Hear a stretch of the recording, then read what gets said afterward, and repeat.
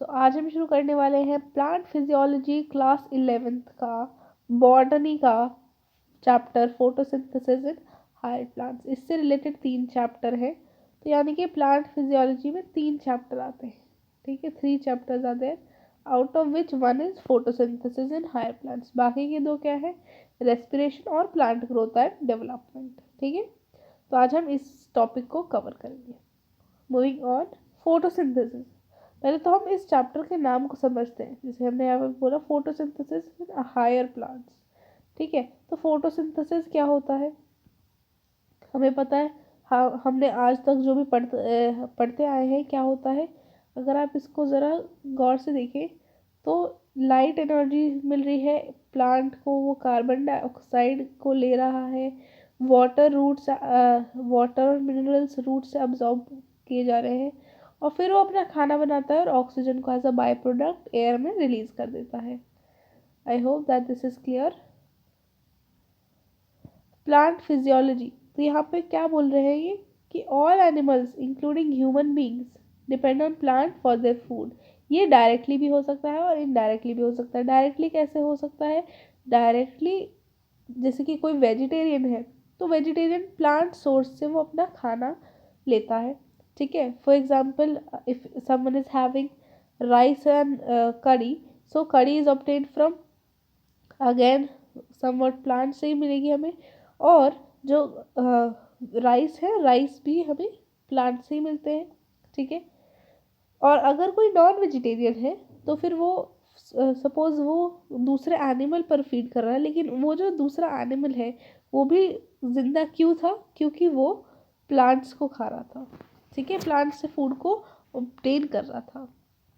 अब आप सोचिए कि प्लांट्स को फूड कहाँ से मिलता है, तो यही फोटोसिंथेसिस का काम होता है कि जो ग्रीन प्लांट्स होते हैं वो अपना खाना खुद बनाते हैं with the help of inorganic substances.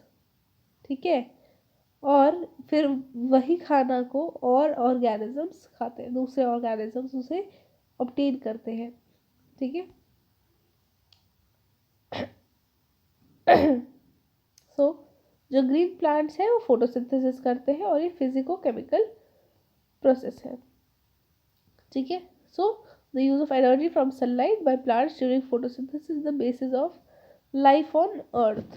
Okay, photosynthesis 2 reasons की वजह से इम्पॉर्टेंट है। कौन से हैं वो 2 रीजंस? पहला कि वो प्राइमरी सोर्स है फूड का अर्थ पर।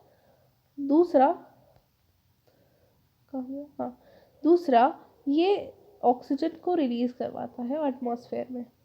ठीक है, अब ये आपका स्कूल एग्जाम्स में क्वेश्चन बहुत ज़्यादा पूछा जाता है कि जो फोटोसिंथेसिस है वो क्यों इम्पोर्टेंट है।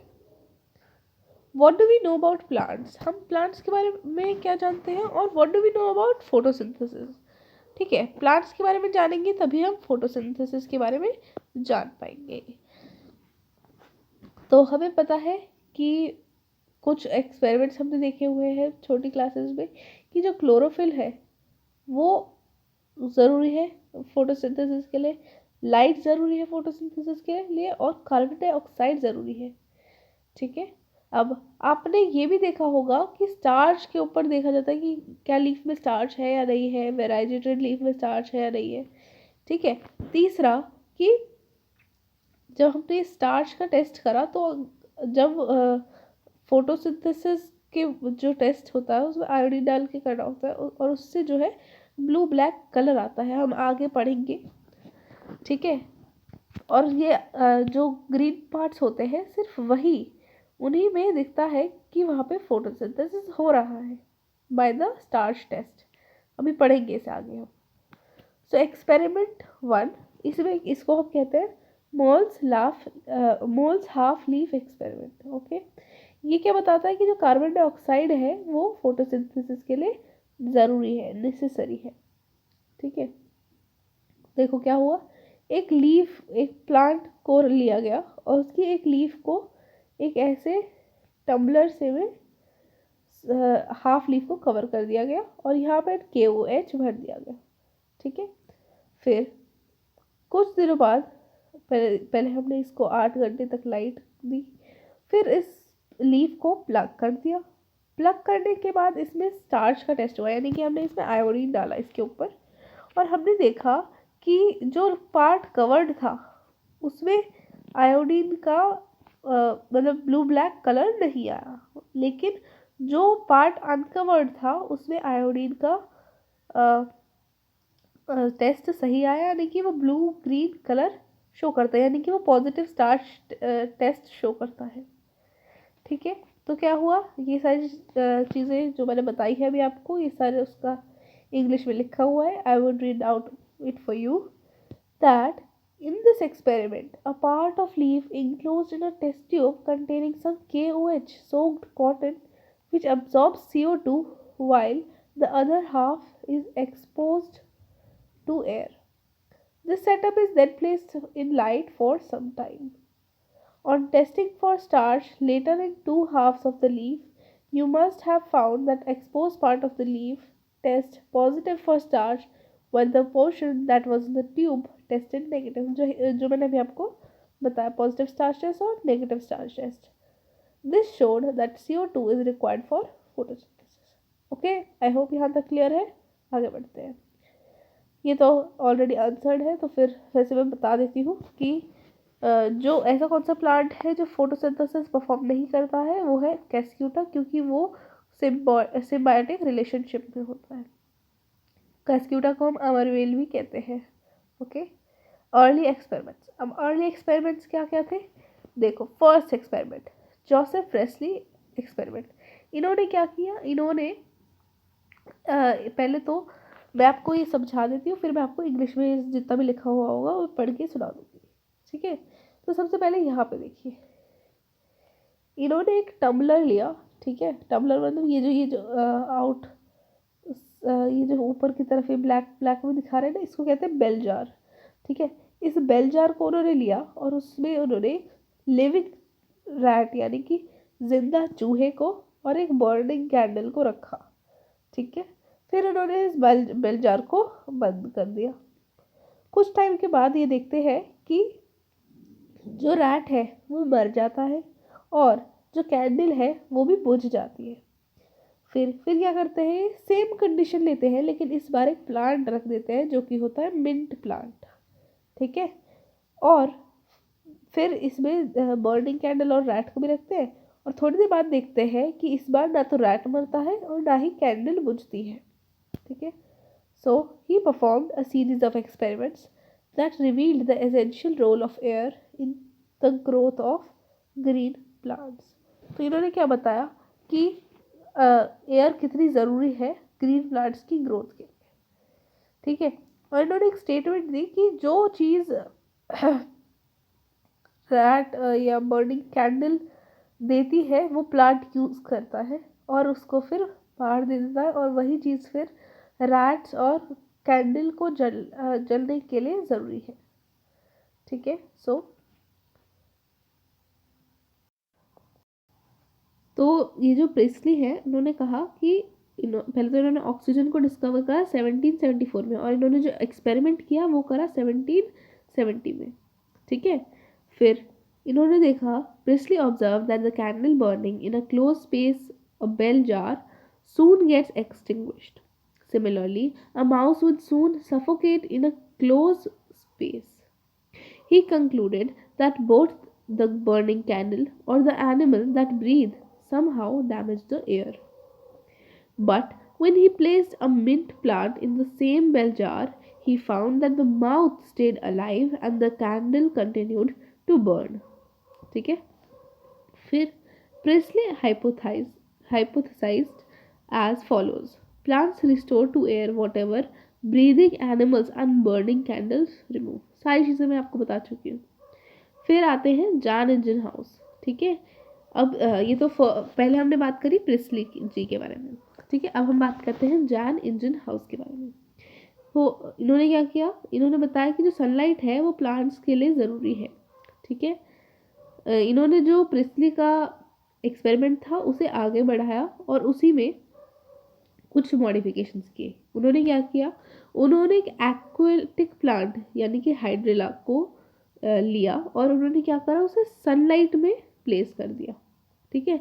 उस एक्वाटिक प्लांट को, जाहिर सी बात है क्योंकि वो एक्वाटिक प्लांट है तो वो पानी में होगा, तो उन्होंने कुछ ऐसा स्ट्रक्चर बनाया उसका कि वो पानी में भी था और वो प्लांट को उन्होंने सनलाइट में भी एक्सपोज कर दिया। तो उन्होंने क्या देखा कि कुछ स्मॉल बबल्स जो थे वो ग्रीन पार्ट्स के आसपास फॉर्म हो रहे थे, जबकि जो डार्क में वो फॉर्म नहीं हो रहे थे। ठीक है। तो उन्होंने फिर देखा ये जो बबल्स हैं वो किस चीज़ के हैं, ऑक्सीजन के हैं, और तभी इन्होंने कहा कि जो ग्रीन पार्ट होता है प्लांट का ये ऑक्सीजन रिलीज करता है। इसकी एक स्टेटमेंट भी है, हाँ, इसकी एक स्टेटमेंट भी है ये वाली कि साश ने दी थी। ये तो जैन इंजनहाउस हो गए। अब हम बात करते हैं जूलियस वॉन शास की। ठीक है। तो इन्होंने क्या कहा कि क्लोरोप्लास्ट मेक शुगर, और शुगर का मतलब क्या है यहाँ पे, ग्लूकोज। ठीक है। Okay. So Julius von Schaas provided evidence for the production of glucose during the growth of plants. कि जब प्लांट ग्रो होता है तो वो स्टार्च बनाता है। ठीक है। तो glucose is stored as starch, और ग्लूकोज जो है वो स्टार्च की तरह स्टोर होता है। Sash later studies that showed that the green substance in plants is located in special bodies within the plant cells. मतलब कि जो ग्रीन प्लांट्स में कोई ग्रीन सब्सटेंस होती है जो कि कुछ स्पेशल ग्रीन बॉडीज में होती है जो कि प्लांट के सेल में होती है। ठीक है। और इन ग्रीन सब्सटेंस को क्या बोलते हैं हम, क्लोरोफिल। और ग्रीन स्पेशल बॉडीज जिनमें ये रहते क्लोरोफिल होता है इसे क्या बोलते हैं, क्लोरोप्लास्ट। ठीक है। अब इन्होंने देखा कि जो ग्रीन पार्ट्स हैं उनमें ग्लूकोज बनता है और ग्लूकोज को स्टार्च की तरह स्टोर किया जाता है। ठीक है। इस डायग्राम को हम आगे पढ़ेंगे, सो you don't need to worry about that diagram. अब अनदर जो एक्सपेरिमेंट हुआ वो करा टी.डब्ल्यू. एंजलमैन ने। इन्होंने क्या करा, उन्होंने एक प्रिज्म लिया, उन्होंने उसको स्पेक्ट्रल कंपोनेंट्स को स्प्लिट कर दिया, लाइट को स्प्लिट कर दिया इनटू विबग्योर। ठीक है। फिर उन्होंने क्या क्या करा, उन्होंने ग्रीन एल्गे को उसके आगे इल्यूमिनेट कर दिया, मतलब उसके उन विबग्योर रेडिएशंस के आगे क्लैडोफोरा को रख दिया। ठीक है। और जो क्लैडोफोरा होता है वो क्या होता है, एरोबिक प्लांट होता है। तो बैक्टीरिया जो इसमें जो बैक्टीरिया है वो ऑक्सीजन के साइट्स को डिटेक्ट कर रहे हैं। ओके। फिर क्या होता है कि जो बैक्टीरिया होता है वो ब्लू और रेड लाइट के एरिया में क्या हो जाता है, एक्यूमुलेट हो जाता है। ठीक है। और इस एक्यूमुलेशन को कहा गया एक्शन स्पेक्ट्रम, और ये फर्स्ट एक्शन स्पेक्ट्रम था फोटोसिंथेसिस का जिसे डिस्क्राइब किया गया था। और ये जो था ये कुछ समवट सिमिलर था अब्जॉर्प्शन स्पेक्ट्रा के, क्लोरोफिल ए और क्लोरोफिल बी के। ठीक है। फिर हमें 19th सेंचुरी तक आते आते हमें ये पता चल गया कि जो प्लांट्स है वो लाइट एनर्जी को यूज़ करते हैं कार्बोहाइड्रेट्स बनाने के लिए। कहा कि कार्बोहाइड्रेट्स कैसे बनते हैं, CO2 प्लस वाटर। ये है इसकी equation, CO2 plus H2O gives light, under light gives glucose plus oxygen. Okay, moving on. अब बात करते हैं हम कॉर्नेलियस वैन नेल की। ठीक है। What was done by him, उन्होंने क्या किया था कि जो ये माइक्रोबायोलॉजिस्ट थे, ठीक है, इन्होंने क्या किया कि इन्होंने पर्पल और ग्रीन बैक्टीरिया को स्टडी किया और इन्होंने बताया कि जो फोटोसिंथेसिस है वो एक लाइट डिपेंडेंट रिएक्शन है। क्या है, लाइट डिपेंडेंट रिएक्शन। इन्होंने बताया कि जो हाइड्रोजन है वो एक ऑक्सीडाइजेबल कंपाउंड से आता है और वो कार्बन डाइऑक्साइड को रिड्यूस कर देता है और कार्बोहाइड्रेट बना देता है। अभी ज़्यादा कुछ केमिस्ट्री सी लग रही होगी आपको, but this is actually about biology. ठीक है। अब ऑक्सीडाइज वाली ये स्टेटमेंट आपको याद करनी है। ठीक है। ये इसकी स्टेटमेंट, ये इसका इक्वेशन है 2H2A plus CO2 under light gives 2A plus CH2O plus H2O। अब यहाँ जो A है, व्हाट इज A, अगर हम A की बात करें तो A क्या है, अगर ये प्लांट्स में हो रही है तो इसको हम ऑक्सीजन कंसिडर करेंगे, ए को नेसेंट ऑक्सीजन, और एक्चुअली ऑक्सीजन कंसिडर करेंगे, नॉट नेसेंट ऑक्सीजन। और अगर ये बैक्टीरिया में हो रहा है तो हम इसको सल्फर भी कंसिडर कर सकते हैं, ठीक है। So in green plants water is the hydrogen donor and is oxidized to O2. Some organisms do not release oxygen during photosynthesis, ठीक है। When H2S acts as hydrogen donor for purple and green bacteria, sulfur is evolved। मतलब वही जो मैंने आपको बताया उसकी दोनों इक्वेशंस आपके सामने हैं, ठीक है। अब इन्होंने क्या कहा कि जो ऑक्सीजन है वो ग्रीन प्लांट से इवॉल्व होती है जब और वो ऑक्सीजन कहाँ से आती है, वाटर से आती है और कार्बन डाइऑक्साइड से नहीं, ओके। अब अब ये वाली जो इक्वेशन है ये क्या है, C6H12O6 क्या है, ग्लूकोज है। और ये ग्लूकोज को ये कैसे पता, और हमें ये कैसे पता चला कि जो ये ऑक्सीजन रिलीज हो रही है ये H2O से रिलीज हो रही है और ना कि CO2 से। This was done using radio isotopic technique, और ये बहुत ज़्यादा इंपॉर्टेंट टर्म है, so you need to learn this, radio isotopic technique, ठीक है। अब फोटोसिंथेसिस का एंड प्रोडक्ट क्या होता है, लाइट, वाटर, स्टार्च या क्लोरोफिल। देखो वाटर हम देते हैं, लाइट हम देते हैं, क्लोरोफिल हम देते हैं, और बनता क्या है, स्टार्च। तो एंड प्रोडक्ट क्या हुआ, starch, okay. Who reported the role of air in growth of plants. तो एयर की रोल बताई थी प्रीस्टली साहब ने, क्यों, क्योंकि इन्होंने वो एक्सपेरिमेंट किया था रैट और मिंट प्लांट वाला, ठीक है, उसमें ये प्रूफ हुआ था। Who experimentally proved that sunlight is essential for photosynthesis। उन्होंने, किसने कहा कि जो सनलाइट है वो फोटोसिंथेसिस के लिए ज़रूरी है। तो ये किसने कहा था, इंजन हाउस ने। क्यों, क्योंकि उन्होंने एक एक्वाटिक प्लांट को बाहर रख दिया था सनलाइट में, ठीक है। अब ये रहा next question, who proved the evidence of glucose production when plants grow. ये किसने कहा था, देखो अभी हमने जस्ट पढ़ा है कि जो ग्लूकोज होता है वो प्रोड्यूस होता है प्लांट्स में। तो ये किसने कहा था, सैश ने कहा था, अभी हमने जस्ट पढ़ा इनके बारे में। Site of photosynthesis, pigments involve in photosynthesis, ठीक है। तो फोटोसिंथेसिस जब होता है तो कौन कौन से पिगमेंट इसमें इन्वॉल्व होते हैं, तो 4 पिगमेंट्स होते हैं मेनली। कौन कौन से होते हैं अभी हम पढ़ेंगे। तो पहले आप मुझे ये बात बताइए, हमने इतनी बार पढ़ चुके हैं कि जो फोटोसिंथेसिस होता है वो कहाँ होता है, तो हम कहते हैं लीव्स में, क्योंकि लीव क्या है, फूड फैक्ट्री है प्लांट की, बिल्कुल सही बात है। लेकिन लीव्स में भी कहाँ होता है, वो लीव्स के क्लोरोफिल में होता है, क्लोरोप्लास्ट में होता है, क्लोरोप्लास्ट में होता है क्लोरोफिल।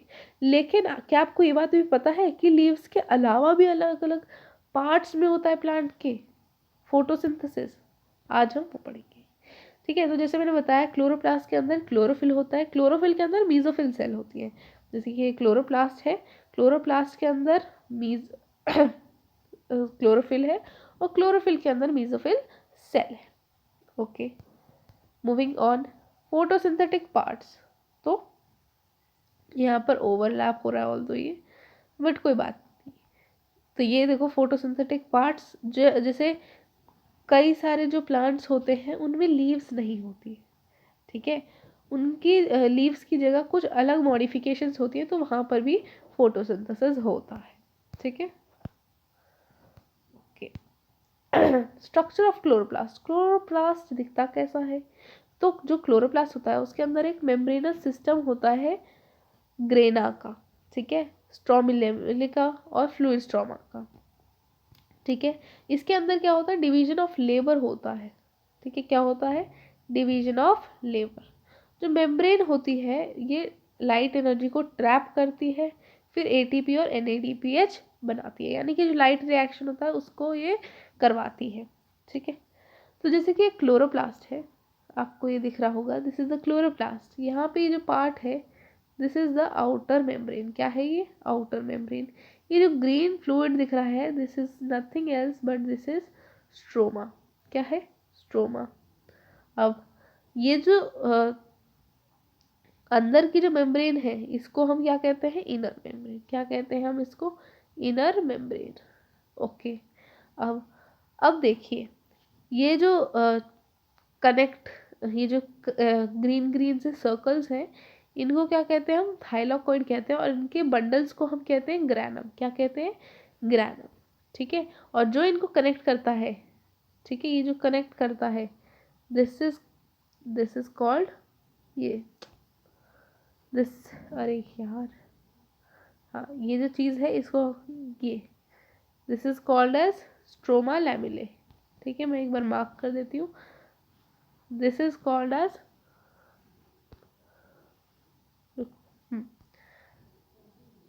ये होता है स्ट्रोमा लैमिले। ठीक है, अब जो मेम्ब्रेन सिस्टम होता है, ये मैंने बता दिया कि लाइट रिएक्ट एनर्जी को ट्रैप करता है और फिर एटीपी और एनएडीपीएच बना देता है। ठीक है, एक ये एनसीईआरटी का डायग्राम है और ये बहुत ज़्यादा ज़रूरी है, और इसको सिर्फ आपको लिख कर बना कर याद करना है, और कोई इसमें वो ज़्यादा आपको, मतलब ये बहुत बार पूछा जा चुका है, तो don't take risk in school exams. तो ये फोटो सिस्टम के बारे में है। अब हम बात करते हैं नेक्स्ट स्लाइड, हाँ, thus in stroma enzymatic reactions incorporate CO2 into the plant, leading to the synthesis of sugar which in turn form starch, that is the dark reaction। तो जो स्ट्रोमा होता है उसमें CO2 को इंकॉर्पोरेट कर देते हैं और उससे शुगर बनाई जाती है स्टार्च के बदले। ठीक है, फिर शुगर बनाई जाती है, फिर वो शुगर जो होता है वो स्टार्च बनाता है, और इसी रिएक्शन को हम डार्क रिएक्शन कहते हैं। तो what is dark reaction? Dark reaction क्या होता है? The former set of reactions since they are directly light driven are called light reaction. ठीक है, तो कुछ रिएक्शंस के सेट जो डायरेक्टली लाइट से आते हैं उनको तो हम कहते हैं लाइट रिएक्शन। ठीक है, ये तो होगी light reaction, but what is dark reaction? The latter, यहाँ पर डबल टी आएगा और ये इसमें गलत लिखा है, LATER लिखा है। The latter are not directly light driven but are dependent on the products of the light reaction. ये जो डार्क रिएक्शन होता है ये लाइट पे डिपेंड नहीं करता है, लेकिन ये जो होता है ये लाइट रिएक्शन के प्रोडक्ट पे डिपेंड करता है, that is ATP and NADPH। ठीक है, तो इसीलिए इसको हम कन्वेक्शन, मतलब इसमें ऐसा तो नहीं है कि इसमें डार्क जगह पे कुछ हो रहा है, नहीं, बट इसको कन्वेंशन के मतलब पहले से हम इसको डार्क रिएक्शन बोलते आ रहे हैं, इसलिए there is no significance for this name. ठीक है, however this should not be taken to mean that they occur in darkness or they are not light dependent। ठीक है, तो हमें ये मानना नहीं है कि लाइट डिपेंडेंट नहीं होते हैं, नहीं, मैंने अभी आपको क्लियर कराई, इसीलिए हम इसका नाम, मतलब इसके नाम का कोई मीनिंग नहीं है, डार्क रिएक्शन बस इसका नाम है। अब अगर ये कोई लैटिन वर्ड में होता तो भी तो आप इसे याद करते विदाउट नोइंग द मीनिंग, तो सेम थिंग। ठीक है, अब फोटोसिंथेसिस जो होता है, अभी मैंने बताया दो होते हैं, एक होता है लाइट रिएक्शन, दूसरा होता है डार्क रिएक्शन। तो लाइट रिएक्शन में क्या होता है, लाइट जो होती है वो रिक्वायर होती है ATP और NADPH को प्रोड्यूस करने में, लेकिन जो डार्क रिएक्शन होता है इसमें कोई लाइट यूज़ नहीं होती है, लेकिन उसके प्रोडक्ट यूज़ हुए जाते हैं, जैसे कि ATP और NADPH। ठीक है, अब हाउ मेनी पिगमेंट्स, अभी जो हमने बताया था कि पिगमेंट्स कौन कौन से इन्वॉल्व होते हैं फोटोसिंथेसिस में, तो 4 पिगमेंट्स होते हैं, chlorophyll A, chlorophyll B, xanthophyll, carotenoids. ठीक है, और अगर आपके स्कूल में एक्सपेरिमेंट्स करवाए जाते हैं तो आपको ऐसा कुछ पेपर में कुछ डिप करके आपको ये करवाया गया होगा। ठीक है, ओके, मूविंग ऑन। अब एक सेकेंड, हाँ, these pigments are separated by colours. ठीक है, तो क्रोमेटोग्राफिक सेपरेशन होता है इनका, इसलिए इनमें 4 पिगमेंट्स मिलते हैं, जैसे कि मैंने अभी आपको यहाँ दिखाया ना, तो यहाँ पे 4 शेड मिलते हैं पिगमेंट्स के, डिपेंडिंग ऑन द कैसा आपने लीव चूज़ किया है। ठीक है, क्या आपने कभी सोचा है कि कितने ग्रीन के शेड्स हो सकते हैं सेम प्लांट में, है ना? हो सकते हैं बहुत सारे, इतने सारे शेड्स हो सकते हैं क्योंकि उसमें बहुत सारे पिगमेंट्स होते हैं। देखो पिगमेंट्स तो 4 ही होते हैं, मेन पिगमेंट्स 4 ही हैं, लेकिन उनके कलर जो है ना बहुत इंटरेस्टिंग। अभी हम देखते हैं कलर्स को। ये क्लाउड्स पता नहीं कहाँ से आ गए हैं, but still I will tell you that जो क्लोरोफिल ए होता है, I'll write it somewhere. एक सेकेंड, ये क्लोरोफिल ए और ज़ैंथोफिल के बारे में तो लिखा ही हुआ है। अब हम ये ना क्लोरोफिल ए, क्लोरोफिल बी और ज़ैंथोफिल, अब हम लिख देते हैं यहाँ पे क्लोरोफिल ए और कैरोटीन। ठीक है, तो जो क्लोरोफिल ए होता है वो होता है ग्रीन, ठीक है, और जो कैरोटीन होता है, कैरोटीनॉइड, उसमें क्या होते हैं, it's yellow to orange, yellow orange, yellow orange. मेरे पास जगह नहीं है यहाँ लिखने की, एक सेकंड में लिख देती हूँ।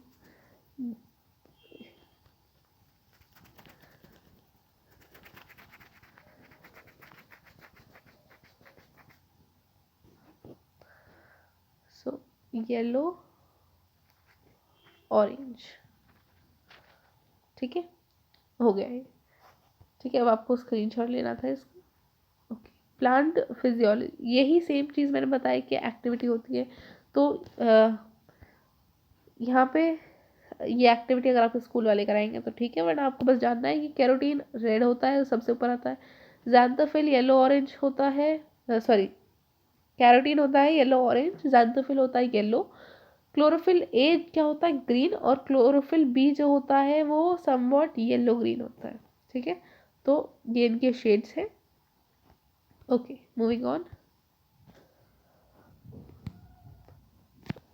अब यहाँ पर हम आपको ये देखिए, ये एक ग्राफ है जिसमें क्या है, एक्शन स्पेक्ट्रम बताया गया है। यहाँ पे 400 to 700 नैनोमीटर की वेवलेंथ है जिसमें मैक्सिमम फोटोसिंथेसिस प्लांट में अकर होता है। तो जो ज़्यादा से ज़्यादा फोटोसिंथेसिस होता है वो ब्लू और रेड रीजन में होता है, स्पेक्ट्रम में कहाँ होता है, ब्लू और रेड रीजन में। ठीक है, इसलिए कहा जाता है कि प्लांट को कोई और लाइट मत दो, चलेगा, लेकिन रेड और ब्लू लाइट दे दो, वो क्या करेगा, फोटोसिंथेसिस कर लेगा। ठीक है, अभी जब ये हमने ग्राफ देखा, वो दिखाता है कि जो वेवलेंथ होती है क्लोरोफिल ए की जो है मैक्सिमम पीक पे है, और इसलिए जो क्लोरोफिल है ए है वो क्या है, मेजर पिगमेंट है फॉर ट्रैपिंग लाइट। ठीक है, मेजर पिगमेंट क्यों, देखो यहाँ पर जो क्लोरोफिल, ये वाला इसमें ग्राफ नहीं आया, एक ग्राफ भी है वैसे, और जो तो इस क्लोरोफिल ए को हम एक और नाम से कहते हैं, इसको हम कहते हैं चीफ प्रोड्यूसर। ठीक है, भी आएगा उसका नाम आगे। तो जो क्लोरोफिल बी, ज़ैंथोफिल और कैरोटीनॉइड्स होते हैं, ये एक्सेसरी पिगमेंट्स होते हैं, यानी कि ये हेल्प करते हैं बस, लेकिन जो मेजर रोल होता है वो क्लोरोफिल ए का होता है। ठीक है, तो जो पिगमेंट्स होते हैं ये लाइट को अब्सॉर्ब भी करते हैं और ट्रांसफ़र भी करते हैं, पर किसको देते हैं, फिर क्लोरोफिल ए को देते हैं। जो एक्सेसरी पिगमेंट्स होते हैं वो एब्जॉर्प्शन तो करते हैं, वो भी वाइडर रेंज पर एब्जॉर्प्शन करते हैं, लेकिन इनकमिंग लाइट की जो वेवलेंथ है उसकी तो एब्जॉर्प्शन रेट ज़्यादा है, लेकिन वो क्लोरोफिल ए को प्रोटेक्ट भी करते हैं फोटो ऑक्सीडेशन से। ठीक है, तो मेन फोटोसिंथेटिक पिगमेंट क्या है, क्लोरोफिल ए। और जो फोटोसिंथेटिकली एक्टिव रेडिएशन यानी कि पार जो है वो क्या बताता है, रेंज बताता है वेवलेंथ की, जो कि 400 to 700 नैनोमीटर। एक्सेसरी पिगमेंट्स कौन से होते हैं, क्लोरोफिल बी, ज़ैंथोफिल, कैरोटीनॉइड सब होते हैं। ठीक है, तो ये हो गया part 1, and thank you for watching this. We'll be streaming the part 2 as well, so watch that video as well। and यहाँ पर मैं आपको स्कूल के क्वेश्चंस जैसे आते हैं उस चीज़ के लिए भी आपको प्रिपेयर करवाती हूँ। आपको मैं अलग अलग क्वेश्चंस, अलग अलग मतलब हर टॉपिक से थोड़े थोड़े क्वेश्चंस आपको देखने को मिलते हैं। सो देखते रहिए इसको, एंड जो भी चीज़ समझ रहा है उसको कमेंट में डाल दीजिए, एंड थैंक यू।